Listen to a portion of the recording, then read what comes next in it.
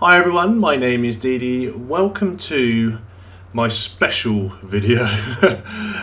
So this video is going to talk about special points which you can assign at the start of the game.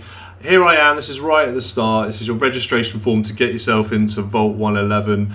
It's at this point that, as you see, you've got 21 points available to select whatever combination of the special 7 skill points, or however you want to describe it, which inherently enables you to choose perks later within the game. Now you've got your name, whatever that may be, but the selection of these skill points or special points is pretty important to what type of character you want to be, what type of playstyle you want to go for. So I'll talk about those in other games, but what I've found and what I want to talk about in this is what I perceive to be almost like a default. What are things that are really useful regardless of what type of, if you're a melee, a sniper, a charming guy, just an all-rounder, regardless of what type of playstyle you want to go for, these particular options will help you regardless. Now, so I'll talk about the actual perks, but what you need to do from my perspective is add Strength 3, Charisma 6 and Intelligence 6. That gives you a further 9 points to play with, so you can push. Maybe you want to be a sniper, you can take all 10 in Perception or all 10 in Agility. Maybe you want to be a melee guy and so you put all 10 in Strength. But for me, this combination is really, really good, and I'll explain why. So let me flip to the perk chart. So here's the perk chart. Now, there are loads and loads of different perks that you can choose all the way across all of the special skills. Now, this is my character I'm doing my playthrough with, so if you haven't seen that, please go and have a look. It's a lot of fun.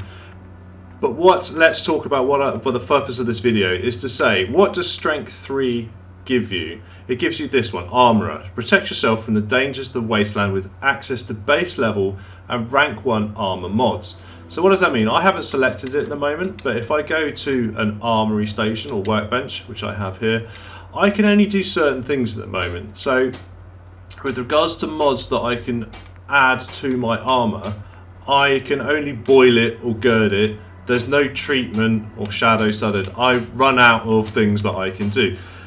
As you can see, that means I can only build up my armour ability to a certain level. For me, everybody needs to have the best armour they can possibly achieve. Therefore, by not having this, you're limiting, regardless of what type of playstyle you are, you're limiting what you can do. Therefore, I reckon everybody should have armour, even if you never do any fighting and you're that charm guy who just goes and talks to people and gets other people to do their fighting for them. I'm sure at some point you're going to get shot or grenaded or beaten with a baseball bat, which means you should have the best armour you could possibly go for. Now, what's the next one? If I bring up my perk chart again. Okay, so what I'm actually going to talk about first is Intelligence 3. Now, this is gun nut. So for me, again, I'm sure most people within the game will be using pistols, sniper rifles, machine guns, all of the weapons that are available to you are kind of not non-science weapons. And I'll show you again that these are some of the things that I've built. Hubba, sniper rifle. But you have to have gun nut rank 1 in order to create some of the better elements. And actually for this, to put this as a .50 caliber sniper rifle, you need gun nut level 3. Maybe you don't need that. If you're the charm guy and you're not actually really doing much fighting, you probably don't need to get all the way through it. But only being able to do the kind of standard mods, I think, again, limits you. Equally, this goes all the way through it, so as you can see, in order to add different types of barrels or stocks or whatevers onto this, you need to be able to have some gun nut abilities. And I think most people are going to want to spec their weapons to a reasonable degree. I think that for me is a given, and that's why I think to have at least Intelligence 3 from the start makes sense. I'm happy for you not to agree with me, but that's the way I see it. Now, the eagle-eyed among you, if I go back to the science chart, I mean the perk chart, is that there's a lot of things that hinge off intelligence 6, which is science, and that says take full advantage of advanced technologies with access to base level and rank 1 high-tech mods. So you saw it on some of the armor, you saw it on some of the weapons, that you need science level 1, and I'll try and find it, I forget where I saw it. There we go. So in order to create night vision scopes, you need science level 1. In order to, and if I find a laser weapon, then you can see all of this stuff is science level 1. So any kind of laser weapon, plasma weapon, you're going to need the science skills to actually change it. Not only that, and I'll nip my way back over to the good old workbench, is that you would have noticed, and I said the eagle-eyed amongst you would have noticed that if I find something, where it is, lead lined. So there are armory perks that need science as well.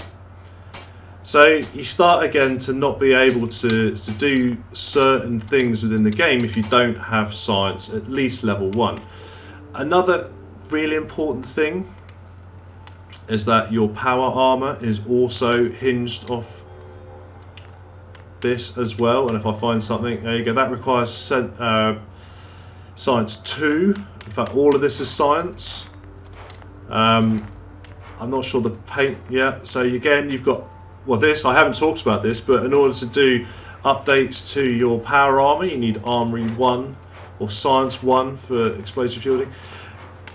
Both of these are really important. Again, this is all totally littered with different levels of science. So armory, science, gun nut, they're not, for me, as I say, they're pretty much givens. And I'll show you again how this starts to impact, if I can get out the door. Really bad placement at the door. If we start to look at some of, say, like the defense mods, I think, as you can see, this turret needs gun nut level 1, kind of reinforces what I'm saying. This laser turret, although it's probably very expensive, needs science level 1. Gun nut, science, gun nut. There's loads of stuff, and I don't think any of this does, but there's loads of stuff in this game, and some of the generators. Where's the generator gone? Power. I think, if I find it, there you go. So that large generator, science 1, is an integral part of the game. It goes across armor, across weapons, across your settlement building. I think you need it. So therefore, intelligence 6 for me is a given. There are people who will disagree with me, and I'm happy for you to disagree with me, but we can talk about that in the comments. Now, what is the final one to look at? That is charisma level 6, and that is something called local leader. Now, this is really critical to your settlements, and one of the, obviously the biggest things about Fallout 4 is the settlements, and local leader allows you to establish supply lines between your workshop settlements, i.e. you start to share the resources of each settlement across the game, enabling, if you've got one really big settlement, like you can see I've built up this one quite a lot so far in my game, you're able to share whatever you've collected in this area with somewhere else which may be not as developed or harder to collect wood is. Therefore, you're going to be able to expand your network of settlements that much more effectively and less travelling to and from and all those sort of things. Your workshops will be better equipped, you'll be able to just use all of your pooled resources no matter where you are, which I'm sure the further you get into the game, the more critical that becomes. Equally, there is something called stores in the game, and they are traders, armourers, weapons, food and drink, clinics and clothing. These are all shops basically created, or stores as you say in America, that the settlers use, and then they can trade and sell items. Now that's really important to generate the economy, to give you access to really good weapons and ammo and armour and all those wonderful things that you need. And for these you need local leader rank 2. So again, a really important feature that I think everybody should look to take, regardless of what kind of playstyle you're doing. So if I go back to the special selection points right at the start of the game. So in conclusion, in my opinion, which you can debate, so I'm happy to have the conversation, if you start off with strength 3 to give you armourer, if you start off with charisma 6, that's going to give you local leader when you need it. Equally, throughout the game, I think having a high charisma is really useful because you, as it says there, you can get persuading in dialogues and prices are better when you barter. So it's just an all-round helpful thing. And if you have intelligence 6, that's going to give you gun nut and science, which is going to make your gun, your weapons that much better. And science is applicable throughout the game, throughout settlement building, your armor, your weapons as well. It's just, yeah, that is really, really helpful. That does mean that you only have 9 points available now. That's not great. So if you wanted to have a really high agility because you're a sniper, you're not going to get that. However, what I would say is that you've got to remember this is your starting abilities. Every time that you add a point into some of these other endurances or perceptions, you can pick. So you're not limiting yourself, you're kind of future-proofing yourself is the best way I can describe it. This is making sure that you've got the items that you definitely need unlocked in the game, so as you progress you're not spending points in places that you don't want to spend them. Okay guys, so I hope that's been helpful.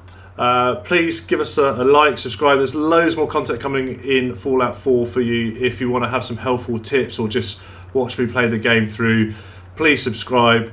Hopefully I'll see you in the next episode, and take care now.